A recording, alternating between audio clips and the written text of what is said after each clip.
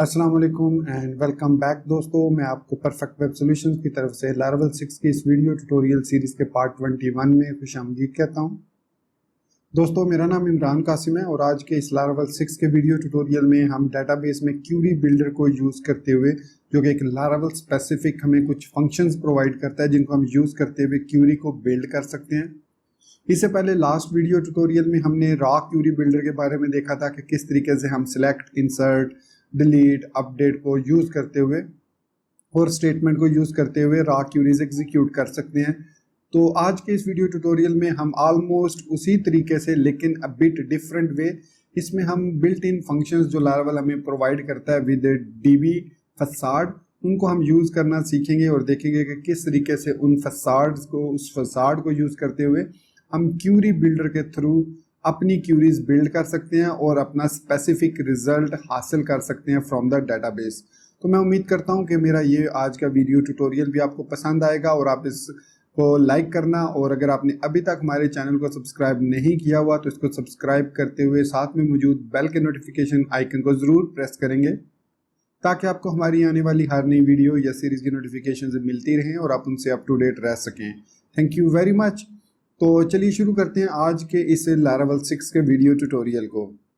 दोस्तों, आज के इस वीडियो ट्यूटोरियल में हम डेटाबेस क्यूरी बिल्डर को यूज़ करते हुए डेटाबेस से रिकॉर्ड इंसर्ट करना, सिलेक्ट करना, अपडेट और डिलीट करना सीखेंगे। उसके साथ साथ हम एक new command line utility tinker के बारे में भी सीखेंगे कि लारावल 6 जब हम इंस्टॉल करते हैं तो उसके साथ हमें एक कमांड लाइन यूटिलिटी टिंकर मिलती है जिसको हम PHP artisan command line utility की मदद से रन करते हैं और फिर उसके अंदर हम अपनी क्यूरीज को एग्जीक्यूट करते हैं, टेस्ट करते हैं कि आया ये क्यूरीज हमारी काम सही करेंगी या नहीं, करस्पॉन्डिंग हमें रिजल्ट प्रोवाइड करेंगी या नहीं। फिर अगर वो सही रिजल्ट हमें प्रोवाइड करती हैं तो सेम क्यूरी हम कॉपी पेस्ट करके उसको अपने प्रोजेक्ट के अंदर यूज़ कर सकते हैं विदाउट मेकिंग एनी डिफरेंस। हाँ, इतना डिफरेंस ज़रूर होगा कि जो डायनामिक डाटा होगा हम इसको इस मतलब टिंकर के अंदर उसको डायरेक्ट इंटर करेंगे, जबकि वहाँ पर कोई रिक्वेस्ट आ सकती है, किसी पोस्ट रिक्वेस्ट के थ्रू डाटा आ सकता है, गेट रिक्वेस्ट के थ्रू आ सकता है, कहीं से भी वो डाटा आ सकता है। All are possible ways. बहुत ही इंटरेस्टिंग यूटिलिटी है ये और it will make your development more productive, और इसके अलावा आपको लर्निंग एक अच्छा कर्व भी मिल जाता है, आपको क्यूरीज क्रिएट करना, बिल्ड करना और उनको एग्जीक्यूट करना भी आ जाता है। तो मैं उम्मीद करूंगा कि मेरे इस वीडियो ट्यूटोरियल के साथ साथ आप भी अपने कंप्यूटर पर लारावल टिंकर यूटिलिटी को ओपन करेंगे और जैसे जैसे मैं कमांड्स टाइप कर रहा हूँ वैसे वैसे आप भी करते जाएंगे और उनको वेरीफाई करते जाएंगे। अगर कहीं भी कोई प्रॉब्लम आती है तो आप इसी वीडियो के जो कमेंट सेक्शन है उसके अंदर अपना क्वेश्चन पोस्ट कर सकते हैं, या फिर आप हमारे social media networks Facebook, Twitter के ग्रुप्स और पेजेस को ज्वाइन कर सकते हैं और तमाम लिंक्स आपको हमारे यूट्यूब चैनल के पर अबाउट सेक्शन में या फिर इसी वीडियो के डिस्क्रिप्शन में मिल जाएंगे। चलिए अब हम इंटीग्रेट करते हैं, हम एग्जीक्यूट करते हैं टिंकर यूटिलिटी को ऑन द कमांड लाइन और देखते हैं कि किस तरीके से हम उसको यूज़ कर सकते हैं। मैं इस वक्त यहाँ पर अपने कंप्यूटर के अंदर टर्मिनल पर मौजूद हूँ और विंडोज़ यूज़र जो हैं वो कमांड प्रॉम्प्ट या पावरशेल को ओपन कर सकते हैं और लिनक्स यूज़र भी अपने टर्मिनल पर आ सकते हैं कंप्यूटर के अंदर। यहाँ पर आपने नेविगेट करना है अपने L6 ऐप के फोल्डर के अंदर या जो भी आपने उस फोल्डर का नाम दिया है। अब यहाँ पर हम बेसिक कमांड्स लिखेंगे क्यूरी बिल्डर्स की और देखेंगे कि क्यूरी बिल्डर हमें कौन सी क्यूरी के अगेंस्ट कौन सा रिकॉर्ड देता है इनसाइड टिंकर, और वही query same as it is हम अपने प्रोजेक्ट के अंदर यूज़ भी कर सकते हैं। तो यहाँ पर मैं लिखता हूँ PHP आर्टिसन टिंकर। तो हम टिंकर CLI पर मौजूद हैं। अब यहाँ पर आपको 3 एरोज नज़र आ रहे होंगे लेफ्ट साइड पर यहाँ पर, तो इट मीन्स हम सक्सेसफुली शेल में मौजूद हैं टिंकर के। तो यहाँ पर जो क्यूरी बिल्डर की सबसे बेसिक कमांड है वो है select static from table name. उसके लिए हमें लिखना पड़ेगा DB : टेबल और फिर उस टेबल का नाम देंगे और फिर हम लिख देंगे गेट। ये जो है क्यूरी, ये सेम वही क्यूरी है जिसका मतलब है सिलेक्ट स्टैटिक फ्रॉम प्रोफाइल। इसको हमने जब रन किया तो इसने हमें 2 रिकॉर्ड जो है वो रिटर्न करके दिए। अब मेरा कहने का मकसद ये था कि अगर मैं इसको यहाँ से कॉपी करता हूँ और यहाँ पर Alt टैब दबाकर मैं यहाँ पर इसको सबलाइम टेक्स्ट में अपने प्रोजेक्ट को ओपन करता हूँ। यहाँ पर मैं जाता हूँ ऐप के अंदर HTTP के कंट्रोलर के वेलकम कंट्रोलर के अंदर, और यहाँ पर मैं इसको एज इट इज़ पेस्ट कर देता हूँ। ये देखिए वैसे ही मैंने वहाँ से कॉपी किया और यहाँ पर पेस्ट कर दिया और इसको रिटर्न कर दिया डाटा को। सो अब मैं अगर वेलकम व्यू में आता हूँ यहाँ पर, और यहाँ पर डाई एंड डंप करता हूँ मैं इस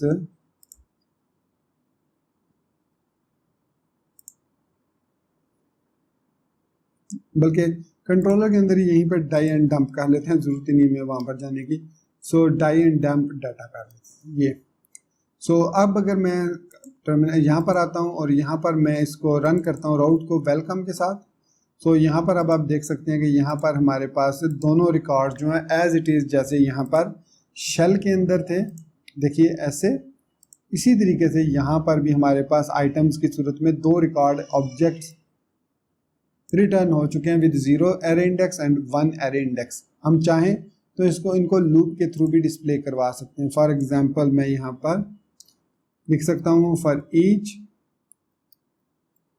डाटा एज डी और एको डी नेम, इस तरीके से। सो ये उनके नेम डिस्प्ले कर देगा। सो यहाँ पर दोनों नेम इमरान कासिम और इरफान डिस्प्ले हो चुके हैं, आप देख सकते हैं। सो इनको हम जो है वो डॉट करके BRB कर सकते हैं यहाँ पर।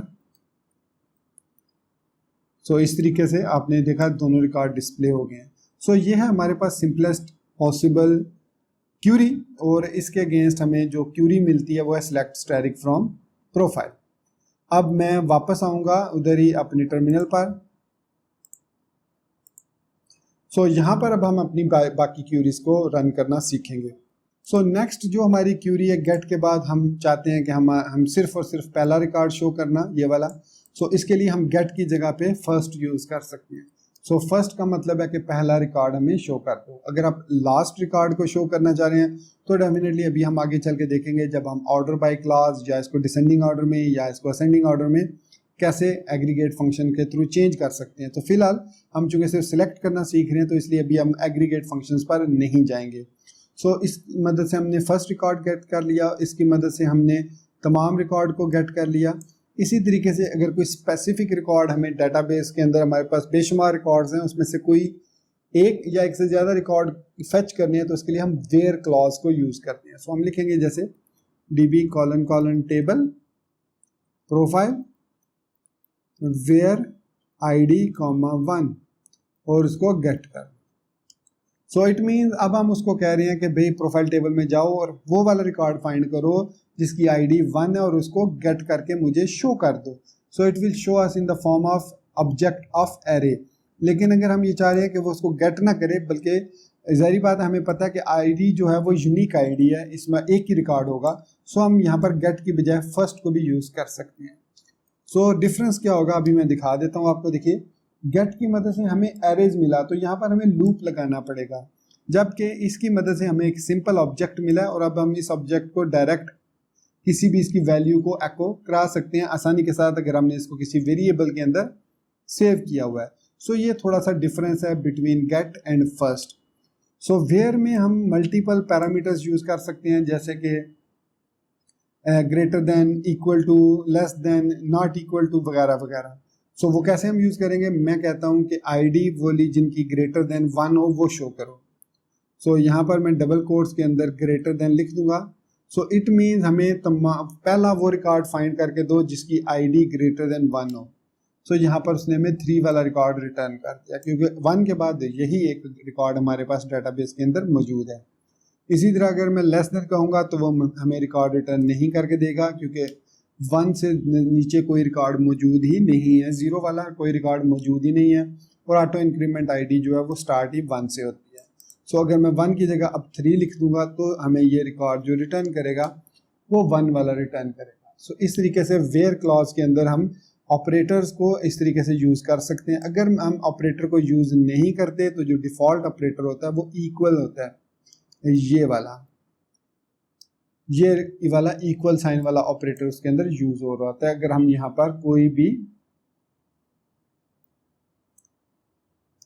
पैरामीटर नहीं देते। सो ये इस तरीके से हम वेयर क्लास को यूज़ कर सकते हैं। और फिर हम गेट फर्स्ट को हमने देख लिया, फिर हमने देखा कैसे हम टेबल को एक्सेस करते हैं। सो अब हम देखते हैं कि किस तरीके से हम रिकॉर्ड को और ज़्यादा ऑप्टिमाइज कर सकते हैं। सो हम ये चाहते हैं कि हमें इस प्रोफाइल के टेबल में से सिर्फ और सिर्फ उसका नेम चाहिए, बाकी हमें उनकी ज़रूरत नहीं है। हम कहीं पर उसका सिर्फ नेम डिस्प्ले करवाना चाह रहे हैं। सो ऐसी सूरत में हम यहाँ पर वैल्यू का कीवर्ड यूज़ कर सकते हैं, वैल्यू, और यहाँ पर हम पास कर सकते हैं उसका name, where ID3 value name. So जैसे ही मैंने ID3 लिखा और वैल्यू नेम लिखा तो उसने हमें एक सिंगल रिकॉर्ड रिटर्न कर दिया। अब अगर मैं सिर्फ लिखता हूँ प्रोफाइल और कोई मैं क्लॉज नहीं देता वेयर का और ऐसे ही इसको रन करता हूँ, सो फिर भी उसने एक ही रिकॉर्ड दिया लेकिन उसने फर्स्ट वाला रिकॉर्ड रिटर्न किया। इस सिचुएशन में उसने हमें 3 ID वाला रिकॉर्ड रिटर्न किया और इस सिचुएशन में उसने हमें सिर्फ 1 वाला। अब जो वैल्यू मेथड है वो सिर्फ आपको पहला record with limit 1 he record search करके देगा अगर आपने वेयर क्लॉज यूज नहीं किया। लेकिन अब मैं ये चाहता हूँ कि तमाम के तमाम जितने भी रिकॉर्ड मौजूद हैं उन सब का नेम हमें वो रिटर्न करे टेबल में से। इसके लिए वैल्यू की बजाय हम प्लग का मेथड यूज करते हैं। यहाँ पर अब मैंने प्लग में नेम लिख दिया तो उसने हमें कलेक्शन रिटर्न कर दी, दोनों नेम्स, 2 ही रिकॉर्ड्स हैं हमारे पास टेबल में। अब आप वैल्यू को कहाँ पर यूज करती हैं और प्लग को कहाँ पर यूज करते हैं। सपोज कीजिए आप एक ब्लॉगिंग सिस्टम बना रहे हैं तो उसके अंदर आपने एक पोस्ट शो क्रिएट करनी है और पोस्ट के नीचे आपने एक ड्रॉप डाउन बॉक्स के अंदर कैटेगरीज को शो करना है।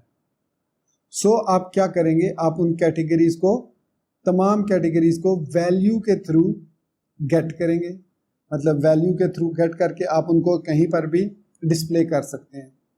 सॉरी, प्लग के थ्रू, हाँ प्लग के थ्रू करेंगे, वैल्यू के थ्रू नहीं करेंगे क्योंकि वैल्यू आपको एक ही रिटर्न करेगा। वो आप उस सूरत में कर सकते हैं जब आप सिर्फ लॉग्ड इन यूजर की नेम को, मतलब यूजर आपने सेशन के अंदर उसकी आईडी सेव की है लेकिन आप उसका नेम गेट करना चाह रहे हैं, सिर्फ नेम, तो आप फिर वैल्यू यूज करेंगे। जबकि अगर आप मल्टीपल रिकॉर्ड के एक ही कॉलम को फेच करना चाह रहे हैं तो तब आप प्लग को यूज करेंगे। ठीक हो गया। तो ये है डिफरेंस वैल्यू में और प्लग के अंदर। जिस तरीके से हम वैल्यू और प्लग को यूज करते हैं इसी तरह हमारे पास एक सिलेक्ट का भी मेथड मौजूद है। सिलेक्ट की मदद से हम सर्टन कॉलम्स को सिलेक्ट कर सकते हैं और उनको डिस्प्ले करा सकते हैं। किस तरीके से, सेम यही मैं इसको लिखता हूँ, सिलेक्ट नेम और गेट। अब देखिए उसने हमें 2 ऑब्जेक्ट्स रिटर्न किए एरेज के अंदर और उसके अंदर हमें अलग अलग उनका नेम और उनके वैल्यू, की वैल्यू, ये नेम जो है कॉलम नेम है और ये उसकी वैल्यू है, ये मैं इस तरीके से उसने रिटर्न कर दिया। अब यहाँ पर हम मल्टीपल कॉलम्स दे सकते हैं नेम। अब हमें उसका नेम और सिर्फ कंट्री चाहिए तो हम यहाँ पर नेम कॉमा कंट्री लिख के एंटर करेंगे तो हर यूज़र का सिर्फ और सिर्फ हमें प्रोफाइल के अंदर से उसका नेम और उसकी कंट्री हमें रिटर्न करके दे देगा। हम सिलेक्टेड कॉलम्स को सिलेक्ट मेथड की मदद से भी डेटाबेस के अंदर से एक्सट्रैक्ट कर सकते हैं। आप सोच रहे होंगे कि इसका फिर इसका क्या डिफरेंस है। जहन में रखिएगा, ये भी कलेक्शन में रिटर्न हो रहा है, ये भी इस कलेक्शन में, लेकिन ये हमारे पास जो रिटर्न हो रहा है ये इंडेक्स एरे में है और ये हमारे पास ऑब्जेक्ट्स ऑफ एरे है। तो ये हमारे पास इंडेक्स एरे है और ये हमारे पास ऑब्जेक्ट ऑफ एरे है। ये है दोनों में डिफरेंस। इसके अंदर आप जब लूप लगाएंगे तो उसके बाद वेरिएबल का नेम डैश ग्रेटर देन का साइन और जो हम एक्सेस करने के लिए ऑब्जेक्ट के थ्रू क्लास के अंदर एक्सेस करने के लिए यूज करते हैं किसी भी प्रॉपर्टी या मेथड को, तो उसके थ्रू आप इनको एक्सेस कर सकते हैं क्योंकि ये ऑब्जेक्ट एरेज ऑफ ऑब्जेक्ट्स है। इस तरीके से हम जो है वो सिलेक्ट को भी यूज कर सकते हैं अपने क्यूरी के अंदर। तो इसके अलावा कौन कौन से मेथड्स हैं अब मैं उनका थोड़ा थोड़ा इंट्रोडक्शन आपको दे देता हूँ डॉक्यूमेंटेशन के अंदर। बाकी आप उसको खुद टेस्ट कर लीजिएगा क्योंकि मैं नहीं चाहता कि ये वीडियो गैर ज़रूरी तौर पर लंबी होती जाए। तो यहाँ पर मैं वापस आता हूँ डॉक्यूमेंटेशन में एंड हम जाएंगे डेटाबेस में, क्यूरी बिल्डर के अंदर। डेटाबेस के अंदर क्यूरी बिल्डर में है और यहाँ पर हम बात कर रहे हैं रिट्रीविंग। यहाँ पर मैं इसको जूम इन कर लेता हूँ। यहाँ पर ये देखिए, ये हमने डीबी टेबल यूज़र गेट को देखा सबसे पहले, जिसकी मदद से हम तमाम रिकॉर्ड्स को गेट कर लेते हैं, फिर हम उसको लूप के थ्रू डिस्प्ले करा सकते हैं। फिर हमने देखा कैसे हम एक सिंगल रो या कॉलम को टेबल से फेच कर सकते हैं using where and the first clause. So ये हमें सिंगल रिकॉर्ड ऑब्जेक्ट की सूरत में रिटर्न करेगा। इसके अलावा हमने ये भी देखा कि कैसे हम सिंपल एक वैल्यूज, जैसे यहाँ पर हम सिर्फ इस यूज़र जिसका नेम जॉन है उसकी वैल्यू ईमेल को फेच कर रहे हैं, तो हमारे पास सिर्फ एक ईमेल रिटर्न हो जाएगी। सो इसके अलावा हमने आई थिंक फाइंड मेथड को भी देखा। अगर मैं यहाँ पर दिखा दूँ, हमने फाइंड मेथड को नहीं देखा। सो फाइंड बेसिकली क्या करता है, फाइंड सेम वही काम करता है जो वेयर क्लॉज करता है, लेकिन ये ऑटोमेटिकली लिमिट 1 लगा देता है। और ये इसमें हम प्राइमरी की हमेशा जो आपकी होगी, जो प्राइमरी की आप मॉडल के अंदर डिफाइन करेंगे वो प्राइमरी की नहीं जो अपने डाटाबेस के अंदर डिफाइन की है, बल्कि यहाँ पर जो प्राइमरी की आपने अपने मॉडल के अंदर डिफाइन की है वो प्राइमरी की आप यहाँ पर एंटर करेंगे। अब चूंकि हम यहाँ पर डीबी टेबल यूज कर रहे हैं तो यहाँ पर फाइंड 3 से मुराद है जो कि डाटाबेस के अंदर टेबल की प्राइमरी की है, उसको ये ऑटोमेटिकली आईडी ही लेगा और आईडी इज इक्वल टू 3 करके हमें रिटर्न करके रिकॉर्ड देगा। फिर जिस तरह हमने वैल्यूज को देखा इसी तरीके से प्लग, और यहाँ पर आप देख सकते हैं उसने रोल्स के टेबल में से सिर्फ टाइटल को प्लग किया है। फॉर एग्जांपल एक न्यू यूजर हम रजिस्टर कर रहे हैं तो हम असाइन करना चाह रहे हैं उसको रोल, एज एन एडमिनिस्ट्रेटर हम उसको कोई भी रोल असाइन कर सकते हैं। सो उस सूरत में तमाम रोल्स की लिस्ट हमें यहाँ पर मिल जाएगी और हम उसको ड्रॉप डाउन वैल्यू में आसानी के साथ ऐड करके मैनिपुलेट करना चाहें उस यूज़र के रोल को तो मैनिपुलेट कर सकते हैं। उसके बाद हमारे पास है चंकिंग रिजल्ट्स। ये उस वक्त हम यूज़ करते हैं जब हमारे पास हंड्रेड्स ऑफ रिकॉर्ड मौजूद हो डेटाबेस के एक टेबल के अंदर, और तमाम रिकॉर्ड को मेमोरी में लोड करना एक पेन होगा, तो उस सूरत में हम उनको चंक्स की सूरत में लोड कर सकते हैं। तो यहाँ पर आप देख सकते हैं यूज़र, उसने कहा ऑर्डर बाय आईडी चंक 100, और फिर उसके बाद आप उस पर जो भी प्रोसेस करना चाहें आप यहाँ पर उस पर प्रोसेस कर सकते हैं। ये सिर्फ पहले 100 रिकॉर्ड्स जो होंगे उनको फेच करके प्रोसेस करेगा। सो यहाँ पर उसने लिख दिया कि if you need to work with thousands of database records consider using chunk method. This method retrieves a small chunk of the result at a time and feeds each chunk into a closure for processing.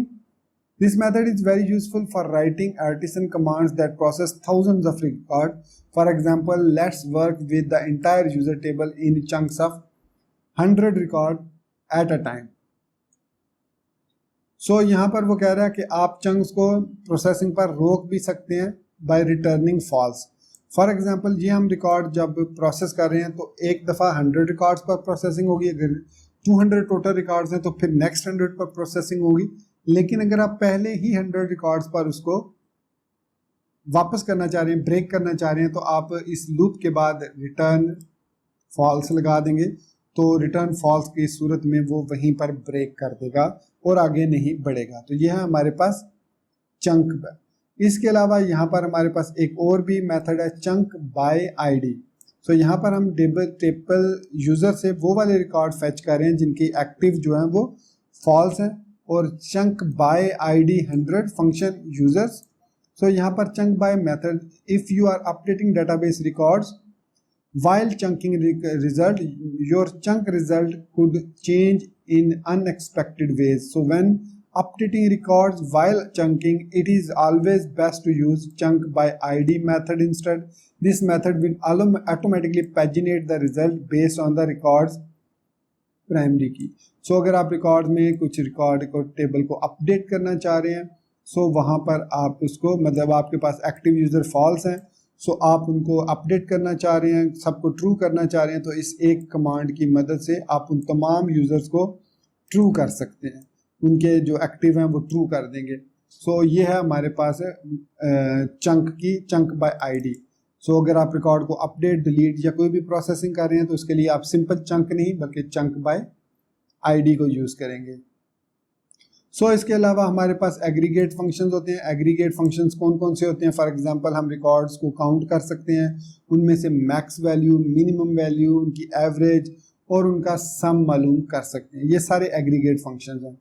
सो यहाँ पर देखिए dB table users count. सो ये हमें बताएगा कि इस table के अंदर कितने यूजर्स हैं। फॉर एग्जांपल मैं यहाँ पर लिखता हूँ डीबी टेबल, और यहाँ पर मैं इसको प्रोफाइल लिखता हूँ और काउंट। सो उसने हमें काउंट करके बता दिया कि there are 2 records in the database. इसी तरीके से मैक्स की मदद से मैक्सिमम वैल्यू, जैसे हम प्राइस देखना चाह रहे हैं कि किसी ऑर्डर की मैक्सिमम क्या प्राइस है या किसी ऑर्डर की मिनिमम क्या प्राइस है, या टोटल किसी यूज़र ने जो ऑर्डर दिए हैं उनकी एवरेज क्या उसने पे किया है, या उस यूज़र का जो ऑर्डर है उनका सम कितना है। तो ये तमाम के तमाम हम काम कर सकते हैं यूजिंग दीज एग्रीगेट फंक्शंस। सो ये बहुत ही इंपॉर्टेंट चीज़ है एग्रीगेट फंक्शन, इनको समझ लीजिए आप एक दफ़ा और इनकी प्रैक्टिस कीजिए। अगर कोई आपको समझ नहीं आता तो do let me know. So इसके अलावा यहाँ पर उसने एक you may combine these method with other clauses.